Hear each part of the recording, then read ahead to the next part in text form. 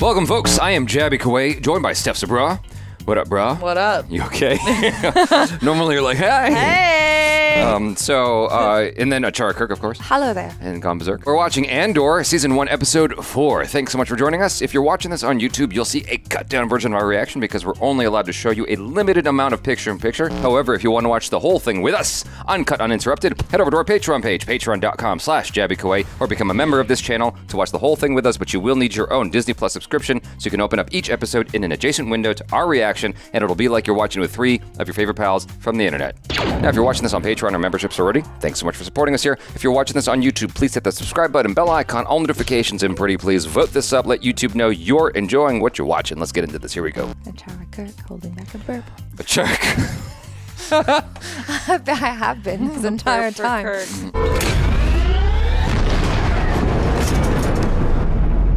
What's powering this? I've been in a Fondor Hallcraft. I've flown them. Never seen one do that. Well, it's been a day of surprises for all of us. You're bleeding on my floor. Sounds like a Jabby comment. Seems to me you have 2 choices. Either I drop you somewhere and you start running, or you come with me and help with something important. And of course, you could try and kill me and take the ship. Oh, that's 3 options. I'm offering you everything you want, all at once. What is everything I want? Since you know so much about me. Your sister. A real stick in the eye of the Empire. Oh, okay. I fought in Mimban when I was 16. 2 years of it. Straight out of prison into the mud. I'm one of 50 that survived. Wow. Who did it turn out we were fighting? Ourselves. Then carve off useless pieces till there's nothing left. I didn't risk my ass for the Starbeth unit. I came for you. That's right. 'Cause you're special. What's the offer? 5 days. Big stakes, big danger. Prep team, good plan. You survive and deliver. I'll give you 200,000. Wow. It's a lot more than 40. Yep. What would we be stealing? The quarterly payroll for an entire Imperial sector. Ooh.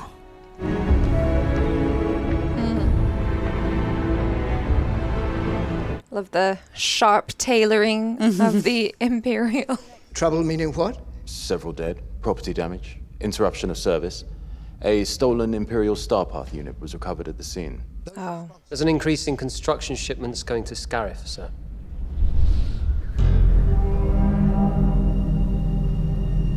That's an interesting analogy. Yeah. Think of a name for yourself. Clem. For the next 5 days, you'll be Clem. Those are some serious sideburns. It's a look. It's a down payment. Blue Kyber, Skystone, the ancient world. Celebrates the uprising against the Rakatan invaders. Don't take less than 50,000 for it. If I live, I want it back. Against 200,000. Giving you my word. You said a lot of this is shot on location? I think Scotland. Ah, makes sense. Obviously something's wrong. No. Actually, I think things are coming together.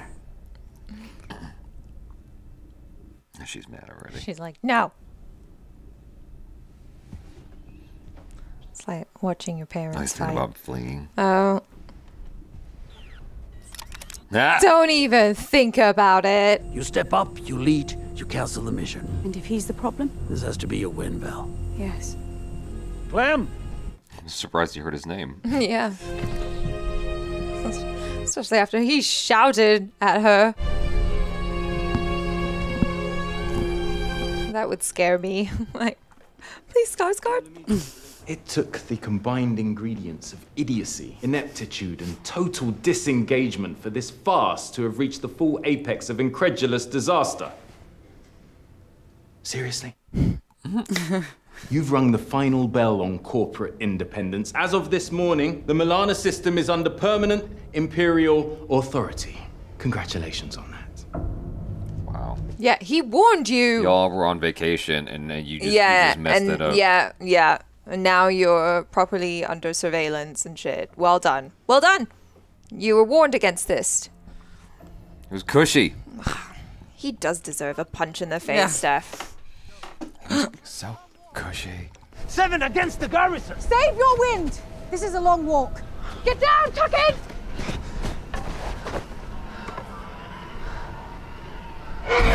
Whoa.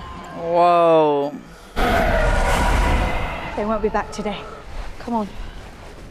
That was cool. Yeah. I want you to go to Blevins' office, tell them we need everything they've got on Verix. It might mean more if you went. I don't want to spark his interest. That guy looks like a cousin of Jake Gyllenhaal. Yeah, totally. Protocol 037. How bad is all of this gonna go? Seems like things are gonna get bad. Probably, yeah. They have suitcases like that now. These layers. Mm-hmm.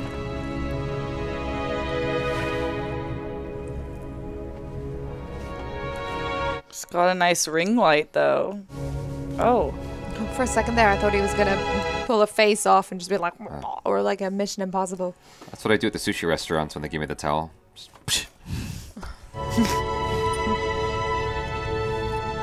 Nice jewelry. Oh, cool. Oh. It's changing. Oh, love it.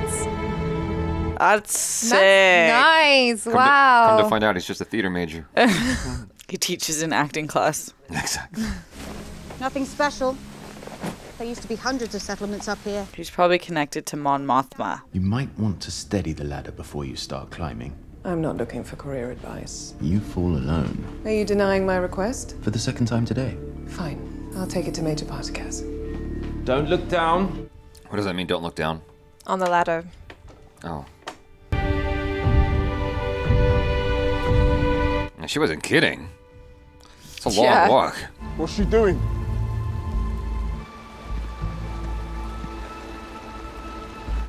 The dude with the red hat looks so familiar. Yeah, I know.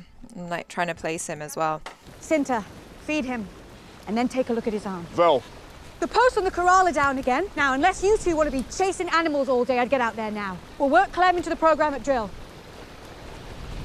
Everyone's so suspicious. Not the happy welcome he was expecting. No. I mean, they have every right to be suspicious, though. Like, who are you? Where were you at practice? Exactly. Now it's game time. You're here.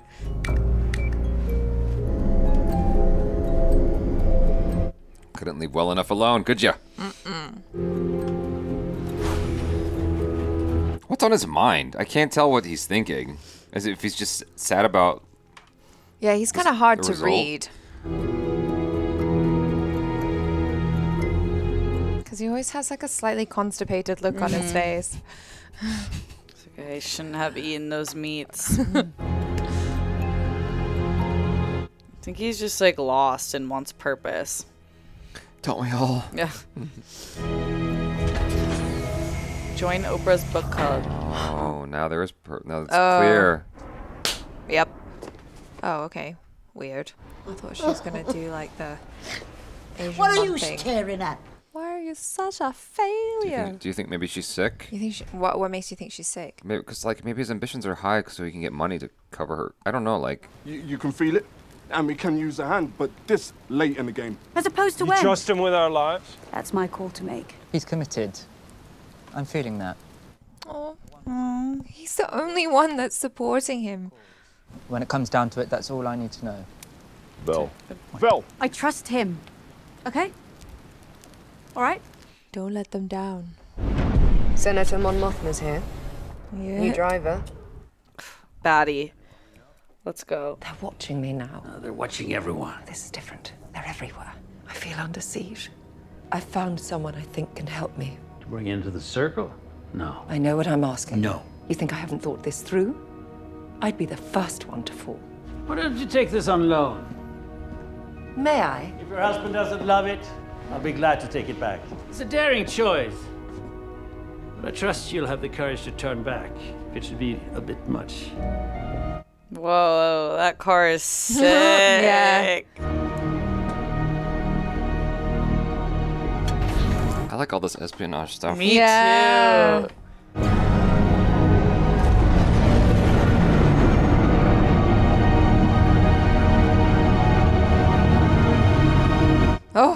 It's alright, breathe. He's with us. Stay. It's like a dog. Yeah. He's our contact at the garrison. Wounded, on top of it. On top of what? On top of being someone I've never met who suddenly got my neck in their hands. I know the feeling. Are we done? Who is he? He's Clem. He's here, that's all. Is an Imperial engineer arriving from Coruscant.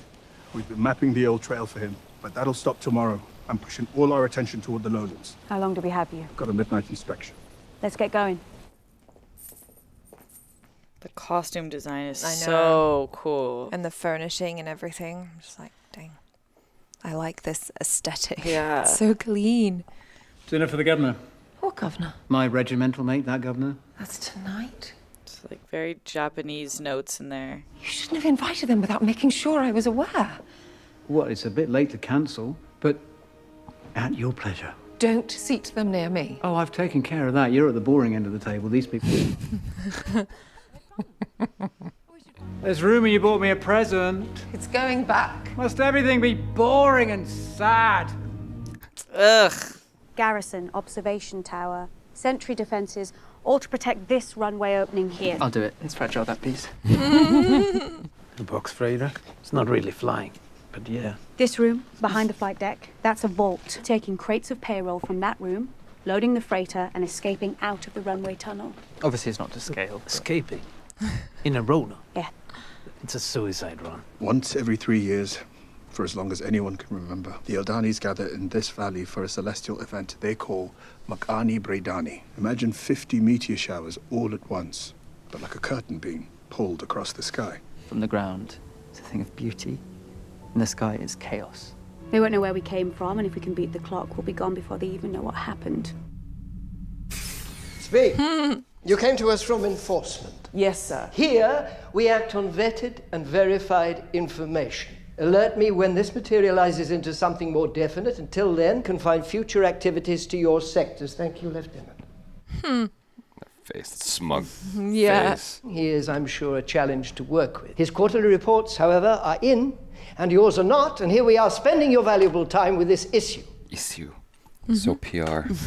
RP, you mean? Oh, sorry, RP, that's what I meant. Yeah, that's correct. Lieutenant.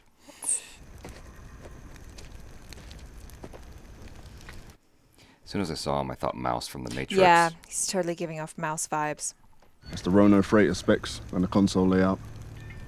You get done with that? That's a detailed map of the garrison. That's an Aldani phrase book. No pressure. You'll let Cinta check the bandage, and you'll have learned all that by morning. I'll take the first watch. Damn. Wow. Wow. I can barely get a few Japanese phrases off the ground. Well, he's supposed to be a linguist. I know. So, but yeah. No pressure. That's hard. Learn a whole new language. I mean, just from phrases, but still. Is that the end of it? Oh, Oh. damn. Still, really good stuff. Really man. good. Really good stuff. Yeah, just continuing to enjoy the world building. Like you were saying, that espionage feeling, like that feeling of danger. Well, what's so cool about the show is that when we are meeting people, and we have no idea how many times we're going to see them, there's already like this feeling of history when we encounter them. There's a feeling of like, oh, these people have known each other for a while, and you feel that. It feels very real in that sense. Like even the conversation between that lady, don't remember her name, and her husband, Mon Mothma. who just wants to like chill. It's like, does everything have to be boring and serious? I get both sides of their perspectives. I get both of their perspectives in that moment, but because it's borrowing from real life conversations you might have a little bit, or things you've heard before in our own world, and mixing it with this, sci-fi reality, it just immediately feels lived in. Yeah. Obviously the actors and the way it's being directed all helps. And I wanted to ask you about the accents. Definitely Mon Mothma, her accent and her husband's accent, and also the head Imperial guy, their accents are very much RP, like very proper. They're definitely using accents for class. Everyone on Cassian's planet has a more working class or like Scottish or some other regional accent. They're definitely doing a distinction between the Empire and the regular folks. The working people. Yeah. What I think they're doing so uniquely and cool is like setting up all the ways genocide can form. Yeah. And like displacement and people not being able to do spiritual or ritualistic things with their family or their tribe. And then with Mon Mothma and her husband, she's like, they just cut off food. People are going to starve, but we're going to eat with them because that's how disconnected we are from the world because it's fun. Yeah. Because we're bored. Like, rich people are bored, really. And, like, they'll, like, mask away all the issues that they're causing just because they're living in such opulence and beauty. Yeah, and like that's something that I really picked up on in this episode as well. And I feel like maybe this is the first time that I'm really kind of understanding that subtext with Star Wars. And I don't know if it's just me being the age that I am now and kind of caring more about these sorts of things or hearing about them more. These issues. And hearing more about them in the zeitgeist and everything. But also even what they were saying in the beginning where Cassian was saying, yeah, they got us to fight each other. That is something that when countries have come and colonized other countries, that is what they have done. So I thought that was really interesting as well to draw attention to that. I love that they're using that one, like the cosmos with all the like meteorites, which I guess he corrected us. It's not actually that meteor showers happening, but I thought that was really well written because sometimes in Star Wars it's like that's convenient. Yeah. But this is playing to the issues that they're talking about, which is like people are being displaced, but there's culture in there. This is like lived in worlds. Yeah. So like let's use that to our advantage. Right. And also calling out the fact that, you know, the guy, the lieutenant who had been there for ages, he's like, no, this is like a real thing. Like I've actually seen it happen. It's not just like some random coincidence. Like this has been a very thought out plan. Like you can see how much care they put into it, which is completely understandable why they would feel so uncomfortable to have a new addition to the plan. It's such a late point in the game. Yeah, I'm glad that they really like harped on that throughout this episode. There was a lot of emphasis placed on like you're a bad idea for this plan. Like we've come up with the strategy a long time ago. We've been planning it and practicing it, and we know this shit in and out, and you're just showing up. You're gonna get us all killed. This is not something we see a lot in Star Wars of like this new integration and everyone's afraid now. In fact, a lot of action films today, like the seriousness with which this is being taken, it's rarely seen these days, it seems like. I really appreciate it. You usually find it in like, I guess, older war movies or espionage films and stuff like that. That's when it would come up. And obviously it's sort of mirroring itself after that. I really appreciate that angle. And then, you know, I had the question in my mind. I always have this question of like, where's the money coming from? And then they kind of answered it because Skarsgård, you know, has that shop where he sells stuff. I'm like, oh yeah, that would be an excellent way to finance your affairs of espionage and whatnot if you're selling to rich folk these like overpriced antiques and stuff like that. Yeah. You know, I also really enjoyed that scene where Stellan Skarsgård gets to like change his look. So cool. Because he's such a good actor, and like even his body language his voice changed. Yeah, everything. I was like, oh, you're so good. Like no wonder you're this head spy situation. Yeah, his whole behavior and demeanor changed. Yeah. And I suppose like that sort of talent is required for these kinds of operations. Ultimately, because like you have to be able to blend in, behave. And when Diego Luna was explaining to him how he got in, how he infiltrated, he was basically telling Skarsgård what Skarsgård already does himself. Yeah. So it was very interesting. I wonder how he knows his parents, though. I like the questions they're leaving open to figure out like how he knows his parents. Are they gonna find his sister? The original try-hard cop who like came in, who's the mom? I know she was in the trailer, so I recognize her character, but I wonder who she is. Well, see, I was wondering with regards to that, if the mom was like sick or something, because like why are his ambitions set so high? Is she pushing him that direction? Or because he must have a reason, he must have a motivation of some kind. You know, like he's trying to get more money to take care of her. No, to me it seems like it's one of those situations where you have a super overbearing mother and you're just trying to get away. Constantly like, I want you to be the best. I have all these expectations of you. I just thought it was interesting that she greeted him with a slap first and then a hug. Missing for a while, perhaps. It's definitely very curious. Or maybe she's mad because he got punished. Or because he became a cop and she's with the resistance not formed fully yet. But I wonder if like he is like the character in RRR, you know, who's like playing the long game. I don't know, maybe if he was trying to get in so that he had more pull, or if he's just bad. I wasn't really getting that vibe. Yeah, I wasn't from getting him. that vibe either, because he didn't say anything to Diego Luna in that moment when he could have. Yeah. So that would have been the most opportune time to say something. I want to say one more time before we close this out, that I just love how much care this is being done with, you know, because it just feels very, very measured in their approach. It feels like very crafted, you know, as opposed to, not that the other shows are not, because I mean, I'm sure that everyone involved in the other, whether it's Star Wars or Marvel or whatever, I'm sure they all care a lot. Yeah. But there's something about this one that's special, that stands apart in the quality. And I just really, really appreciate it. I hope that people watch it, because like it's unclear to me what the zeitgeist feels about Star Wars. I remember when the prequels came out, just how super excited everybody was. And then when the sequel trilogy came out, when the Force Awakens trailer dropped, how freaking excited everybody was. Right. But I don't see that same level of excitement right now.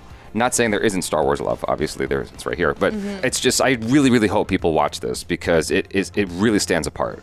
Yeah, I think there's a more critical eye right now. Like, I know that were groups of people after Boba and Obi-Wan. If you were disappointed by both, they're like, I'm done. I'm kind of done for now. Yeah. But I do think like this is in the same vein as Mandalorian, where I think a lot of people are going to be like, okay, like palate cleanse, let's go. Yeah. I mean, for me, this is already like these 4 episodes that we've watched thus far are way better than what I've seen in Obi-Wan and Boba Fett. I just think that this is very smart in its approach. Well, yeah, because it's brand new. It's not trying to capitalize on our love for legacy characters. Not as much. Not as much. Yeah. I mean, obviously, these are characters from Rogue One, which was like one movie, right? Yeah. Like you said, it's a nice palate cleanse. It's fresh. It Right. feels new. It feels familiar and yet different at the same time. You guys, thanks so much for hanging out. Hopefully you enjoyed this. Do let us know your feelings in the comments below. Follow Steph's Abroad on the social media and her podcast. Yay. What's the podcast Sith called? Council on Christian Harloff channel. Sith Council on Christian Harloff channel.